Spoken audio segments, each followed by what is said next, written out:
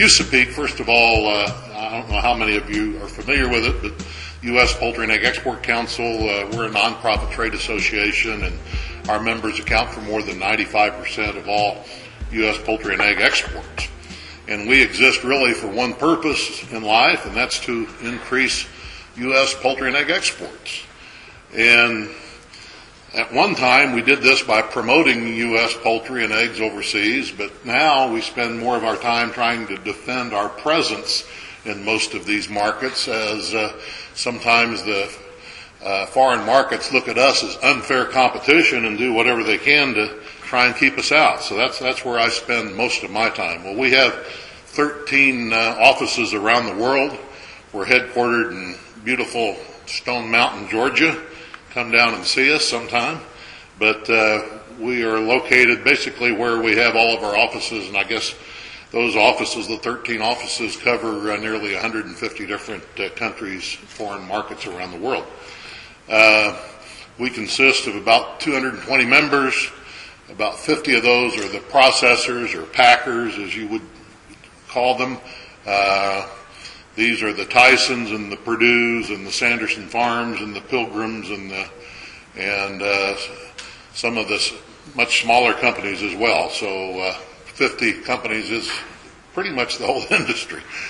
Trading companies. These are the companies that, for the most part, actually export our products. A lot of our processors really don't have the staffs to export directly. And the trading companies can often more identify niche markets and have people out throughout the world trying to identify markets. We have commodity groups, and this is a very important part of our organization. And a lot of the commodity groups are comprised of the soybean and corn organizations throughout the United States, because they've come to recognize that if we're going to increase U.S. poultry and egg production, we better be doing it outside the United States, because as you'll see in a minute, we've pretty much maxed out per capita consumption here in the U.S. So we need to be looking at those 96% of consumers who reside outside the United States. And then we have the associate members, and that can be anything from a port authority to a cold storage facility, all of which are certainly key to the export process. And then 5-6 years ago, we formed the International Poultry Council in an attempt to bring together the poultry industries from around the world and hopefully sit down, maybe solve some of our problems, come to consensus on certain issues. And unfortunately, I had a broken leg. I do that about every 5 years and missed that first meeting, and they made me president, and I've been president ever since. But we are distinguished by being the only poultry meat organization that's recognized by the OIE. And do all of you know what the OIE is, I think? The FAO and Codex. So this gives our industry, both in the U.S. and internationally, an opportunity to put forth our position on such issues as food safety, animal health, even animal welfare, animal rights as well. And I pretty much already told you what that mission is. Well, we have 26 member countries of the IPC, and that represents more than 90% of the world's poultry production. So in just 5.5 years, I think we've made a pretty good start, and I think there's an awful lot that can be accomplished through that organization that we can't sometimes accomplish on our own. In fact, this is our meeting just a few weeks ago in Rome. We actually met at the FAO headquarters, and we spent 2.5 days meeting with the FAO staff. And to a lot of our members who had never before experienced the FAO, this was pretty eye-opening. We found out what the FAO is all about, and quite frankly, we were a little concerned in some ways. Of course, the FAO is all about working with developing countries and trying to address world hunger, and in so doing, they are promoting embracing such concepts as backyard production of poultry. And when we kind of heard that, we said, you all need to be taking into account the implications that this may have for spreading diseases. Because we all know in areas where we have problems with Newcastle disease, high path avian influenza, having a preponderance of backyard flocks contributes greatly to the spread of that disease, makes it that much more difficult to control. And then they start talking about some of the animal welfare concerns that they have, and then they start talking about another one of their concerns that,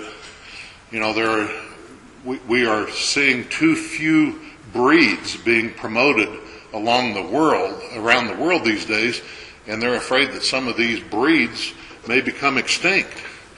And we said, well, as long as you preserve the gene species, which we understand is being done, why be concerned that we don't have all these different breeds around the world, as long as you have the most efficient ones? That's what really matters.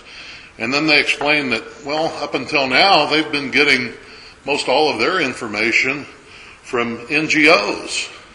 And they have not had any contact with the poultry industry itself. And we said, well, then we're darn glad we're here. Instead, they've been getting input from WSPA and a lot of other organizations. So, this just demonstrated to us the importance of trying to develop these relations with these, especially these international bodies that sometimes just don't understand the implications of some of the policies that they're looking at.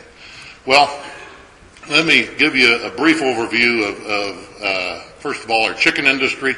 Of course, the U.S. is the number one broiler producer in the world, with about 22% of the world's production. We're actually followed secondly by China, and close behind by Brazil. Then there's the EU, and then it drops off from there. Mexico has certainly grown in the recent. So we are a predominant force in the world poultry industry, although as you can see, we're slightly losing a little bit of market share from year to year. The U.S. is also the top broiler consumer in the world. And this chart shows you millions of metric tons. So in total consumption, we're number one. And what I like to point out is look who's number two. It's China. Just with only 1 million metric tons less than we consume in the United States. And then it goes on down the list, Brazil, the EU, so on and so forth. Now look at this chart in comparison. This is per capita broiler consumption. And actually, when I was preparing this presentation, we just came up for the first time to our attention that the U.S. is no longer the leading per capita broiler consumer in the world. Brazil has surpassed us. That's amazing. And then is Argentina, and Argentina has been growing rapidly, but the economy in Brazil has just been taking off, if you're not aware, which is also good for exports because a lot more of their poultry production now has to be consumed domestically, so this is taking a little bit of the pressure off some of their international trade. But look down here, the yellow one down at the bottom. That's China. And that's 9.4 kilos per person compared to the U.S. at 43. Now, what would happen if China were to double their consumption from 9.4 to just 18 kilos per person, which would put them about halfway up the chart, about in that black level? Well, let me back up here. That would double their consumption, so instead of 12.5 million metric tons, they'd now be at 25 million metric tons, nearly double what our total consumption is in the United States. So you can see how important to us in the U.S. poultry industry China actually is. So How does broiler production in the United States compare with beef and pork? As you can see on the green line, and I think we have a pointer here, do we? Maybe not, that's all right. On the green line, chicken production has really skyrocketed beginning in about 1985 and has slowed down a little bit in the last 5 years, but is right up there. Beef in the red has been fairly flat. Pork has been down and up just a little bit, but broilers have really been increasing. Now you look at per capita consumption in the United States, broiler versus beef and pork, and you'll also see the increase. And just 2 weeks ago, USDA came out with the projection that by the year 1917, poultry will actually exceed red meat consumption in the United States on a per capita basis. I'm not sure I always agree with USDA's projections, but that was surprising. I wouldn't have guessed that. But in 2011, for example, per capita consumption for broilers was up about 2.5% is the projection. As I mentioned, the U.S. and Brazil are the top exporters in the world. Actually, we've been nip and tuck for the last 4 or 5 years. Actually, last year, Brazil actually exceeded the U.S. in total broiler exports. So we are the two 800-pound gorillas, and together we pretty much dominate the world's poultry exports. As you can see, none of the other countries really compare. And what has happened to our exports? Since 1990, they have just skyrocketed. An annual increase of 9.8% in volume for that period, for the last 20 years. That's nothing short of phenomenal. And the share of our production that's exported, which I found out from John is about the same as pork now, is right at 20%. 20% of all of the chickens raised in the United States, 20% of that meat is actually exported. Now, in the last few years, we've been through a lot of trauma in our industry, especially in the last year. And as I'll explain in a little bit later, we pretty much lost Russia last year, and we pretty much lost China, our two largest export markets. And if you look back at 2009, Russia and China combined for 40% of our industry's total exports. And to lose your 40% of your markets is always devastating.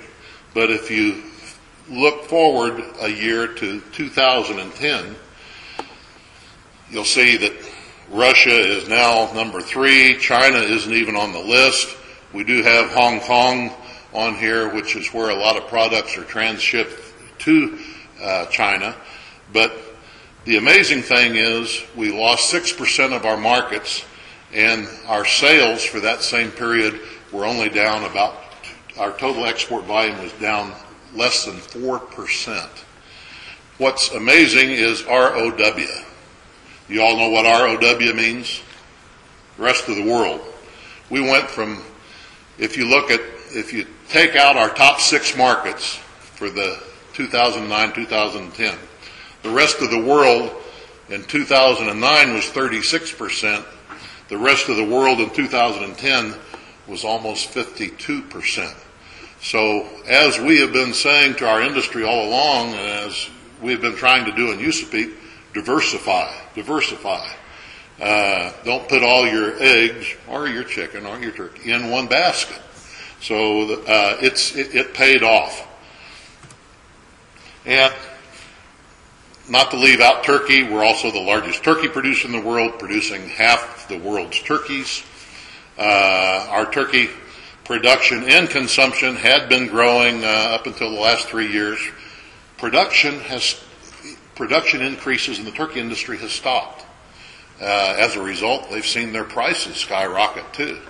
But the turkey industry is not expanding, as is the broiler industry. Turkey exports, however, have expanded, and the difference you see between that yellow and red line there are exports.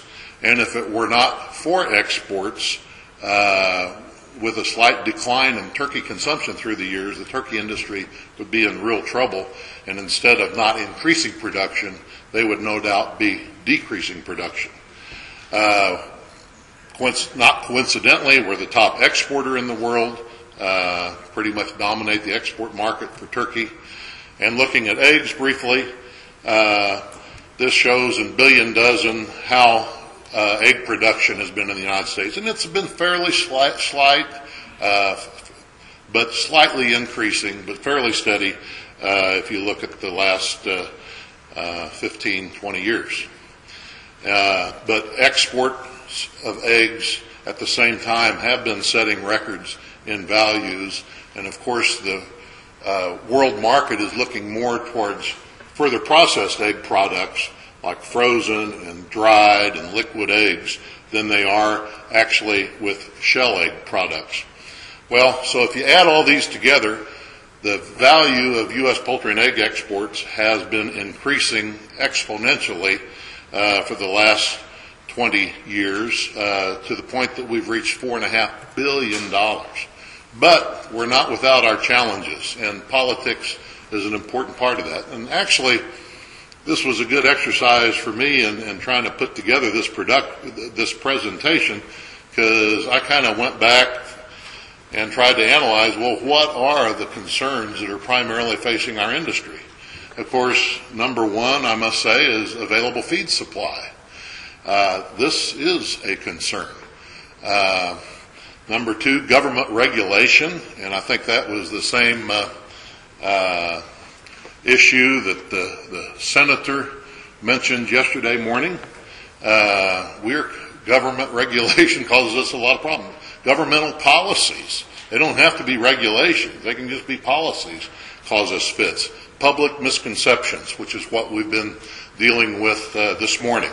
And the number one problem for our industry, especially as it relates to exports, a lack of predictability in the marketplace. We like predictability. We don't like surprises like we got last year. So let's talk for a second about available feed supplies. And as you know, there is an increasing global demand for feed. Look what China has been doing, importing record soy volumes. And I could not believe that they brought an anti-dumping suit against distiller dry grain. That made no sense whatsoever. China needs the feed. And then there are, of course, just for the record, the alternative non-food uses of our feed. And I'm not going to talk bad about ethanol. Unfortunately, there are others in our industry that do. But we think we do not want to do anything to jeopardize the wonderful relationship that we have with the corn producers. So we at USAPEEC only speak in the most fond terms about our corn industry. So, but the big concern is the weather. And I think you all know the weather that we've been facing. And we just pulled these numbers off this week, and maybe you know them, but I have not seen them referred to this week. But if you look at the 18 primary corn producing states, as of the 1st of May, only 13% of the crop's in the ground. If you compare that to last year, 66% was in the ground. And as you know, half the Midwest is underwater. The other half of the Midwest is in a drought. The upper Midwest, people were telling me this week from there that it's still a little too cold to plant. So it is really scary, and especially when Illinois only has 10% of the crop in as of May 1, and Indiana 2%, and Iowa 8%. So this is not a good situation. And of all years for us to have problems with the crop, this year would be devastating. And, I was speaking to another livestock group the other day, with a lot of cattlemen and even horse people there, And to get them to understand, I said, you guys can put your livestock out to pasture. We can't put chickens out to pasture. That just doesn't work. So corn consumption for our industry is considerable. Almost 1.8 billion bushels a year.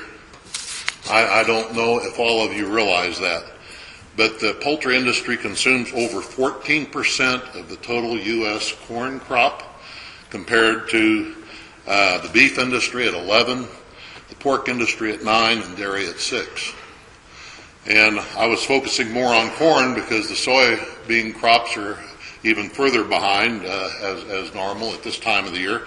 But we consume 25% of our total soybean production in the United States, compared with 6% for beef, 13% for pork, and 4% for dairy. So poultry is certainly a key consumer of both corn and soy. Well, as I mentioned, our other big concern, government regulations. It was mentioned yesterday about GIPSA. And GIPSA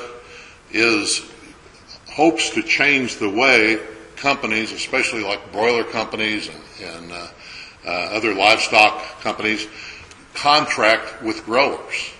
And the theme there is that GIPSA is looking to try and make the non-efficient producers more efficient by taking away from the more efficient producers. Does that sound vaguely familiar to some of you? That's kind of a strange concept, but it will be bad for consumers. It'll be bad for the companies. And my concern is it's going to be bad for exports because it's going to make us less competitive around the world. Animal welfare, it's a growing problem in the United States, but I think we can look at what's happened in the European Union with the legislation that they have throughout the EU and see what the implications are. And GM, genetically modified. Of course, we're seeing this tempering a little bit in the European Union, but what a problem that is. We'll talk about that a little more in a minute. But I was pleasantly surprised the other day when I saw a quote from Nina Fedorov, who is a science and technology advisor to Secretary of State Hillary Clinton. And I thought this was key. She says, we're going to need a lot of inventiveness about how we use water and grow crops. We wouldn't think of going to our doctor and saying, treat me the way doctors treated people in the 19th century. And yet, that's what we're demanding in food production. I think that's a pretty good quote. Wanted to share that with you. But unfortunately, that's where we are with a lot of countries. The EU certainly is going to be losing its competitiveness as a result of many of these policies. Their inability to adapt to modern science may actually bode well for the rest of the world, not just for poultry, but for all commodities, but it's not going to bode well for them. Their reluctance to accept genetically modified plants or animals is certainly going to increase their own cost of production. And this, combined with their approach to such issues as animal welfare, is going to result in the EU becoming increasingly dependent on imported foodstuffs. The European Farmers Federation just saw a figure the other day. They predict that the EU meat exports will decline by 23% by 2020, while imports are going to increase by 14%. The U.S. has not exported chicken to the European Union in 14, 15 years. They came up with a political way of keeping us out, and that's because we use chlorine as an antimicrobial treatment because we think it's good to try and kill all of the pathogens on the carcass before it's sent to the supermarket, and the Europeans don't believe in that. So, that's the difference, and that Russia even tried to borrow that same approach. So, are we ever going to get back into the EU? We think that if we can solve the chlorine problem, and their government is supposed to be looking at other alternatives, and their scientific council approved it, and the commissioners voted it down. If they're always going to come up with another excuse to keep the U.S. poultry out of Europe. That's just politics, and unfortunately, that's the way it is. Government policies, that's another concern of ours. Too many in our own government here in the United States. Sometimes I say, and Jim, you don't have to quote me on this one, but we've met the enemy and he is us. Too many in our own government feel that government is to regulate, not to facilitate. And sometimes the support and the cooperation we get out of some of our regulatory authorities just makes it that much more difficult to export our product. Then there are trade actions that don't take into account possible reactions, unintended consequences. This was a major problem that we had in China when, through a member of Congress, they single-handedly forbid FSIS to conduct audit reviews of China's poultry industry that wanted to export fully cooked product to the United States.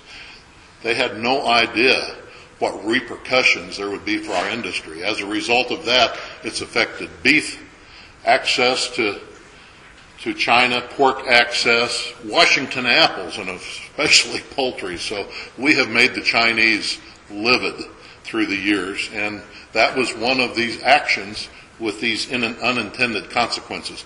Ill-conceived trade actions used for political purposes. Now, I remember one of the first major problems our industry had was the Iran embargo, and this cost our industry dearly. It was one of our largest export markets, and the embargo put on. Cuba, for many years we were out of Cuba. Now Cuba is about our fourth or fifth largest export market, thanks to some of the recent policies and one of the devastating hurricanes that it took in Cuba in order to get our governments to come to sense. And then the inconsistent applications of trade rules. We're running into this right now. We have low-path avian influenza in the United States, which the OIE says should not affect trade whatsoever, but yet so many of our states, North Carolina, Missouri, Nebraska, are prohibited from shipping to Japan, Philippines, Taiwan. And then we have states like Virginia that have not been able to ship to China for, 5 or 6 years now because of a single low-path avian influenza incident that took place way back then. It's ridiculous, but our government does not take advantage sometimes of the leverage that it actually has at its disposal to bring these countries in line with commonly accepted practices and the recommendations even of the OIE. And then there's the issue of public misperceptions, the lack of understanding, and this is what you all have been talking about, of maintaining a cheap food policy. Probably not too many of you in this room are old enough to remember a congressman from Kansas by the name of Jerry Litton, but this was his mandate, his mantra, to talk about the cheap food policy in the United States. The fact that because we have our disposable income for food is only 6%, this enables us to be able to spend money on all of the other things that make life in the United States so wonderful. That's a good message for you all to tell. No other country in the world compares with 6% of your disposable income being spent for food. Canada is over 10%. Pakistan, 60%. And the general lack of appreciation for U.S. agriculture. Kids that come to school, my daughter's a school teacher, and say, I hear that animals are cloned. I don't want to eat animals. The problems that this creates. We've made such progress in food safety through the years, but do you ever read about it? Do you hear about it? In the last 10 years, E. coli in livestock has declined by 63%. Salmonella by 63%. Listeria 74%. We've got a positive story to tell out there, but we don't do it often enough. Then there's this issue of lack of predictability in the marketplace. And as I described earlier, the situation with avian influenza that just does not gel with government policy. This is what's happened as a result to our exports to Russia, for example. It looks like a roller coaster, up and down and up and down, one trade policy after another. How is an industry supposed to contend with such? And what's happened to the poultry quota within the last couple of years? We went in 2009 from a quota of 931,000 metric tons to one in 2010 of 600. This year, 350, and we're looking at Russia coming into the WTO with a quota in the vicinity of 250,000 tons. Well, I guess we can pretty much kiss Russia goodbye. But for some reason, and Russia has increased their own chicken production an average of 15-16% a year for the last 5 or 6 years. So we knew this was coming, and that's why it's so important that we diversify into other markets. The challenges we face in China are devastating. And this happened largely in response to this action by our House Ag Appropriations Committee over the last few years, where they prohibited FSIS from spending money to go to China to audit their system. And as a result, they brought anti-dumping and countervailing duties against our industry. USAPEEC, we spent $1.5 million in legal fees to defend it, to no avail. Our industry, many of our companies, spent upwards of $1 million and more each to defend themselves, and we all knew there was going to be a political decision, and there was, and we lost. These are the additional duties that these companies have to pay now to export chicken to China. For example, Tyson, an anti-dumping duty of 50% plus a countervailing duty on top of that of 12%. So that's 64% they're having to pay before they pay their regular duties of 25-30%. The rest of the companies that registered pay a similar amount, and those companies that didn't register have to pay duties of 135%. So obviously they can no longer export to China. What has happened to our broiler exports to China? Hey, they started peaking in 2005. Look at where we reached in 2008, 2009, and then whammy. This anti-dumping action knocked it in the end. We are exporting basically nothing directly to China today. In 2009, 708,000 tons. By 2010, it fell to 103,000. So far this year, the first 2 months, 11,000 tons. And China is our only market for paws. You know, we used to sell paws to the rendering plant for pet food at 2 cents a pound, and then we discovered that the Chinese love the paws, the feet. So the average price of paws to China was 90 cents a pound. Which would you sell them to? 2 cents for dog food or 90% of the Chinese? And they called it dumping. You know, dumping is if you sell product below your cost or below your sales price to other people. We took it from 2 cents to 90 cents, and they still called it dumping. Right now we're hoping and we're expecting that our government is going to appeal this decision to the WTO. And had they already appealed it to the WTO, maybe to make matters worse, you know, Mexico has become our leading market after we lost China and Russia. So now Mexico's our number one market. What did Mexico do 3 months ago in February? They brought anti-dumping charges against us. Like I said, had our government challenged China a little stronger in the WTO, Mexico might not have done it. Actually, the Mexican poultry industry is one of the best friends we've had. We work very closely together with them.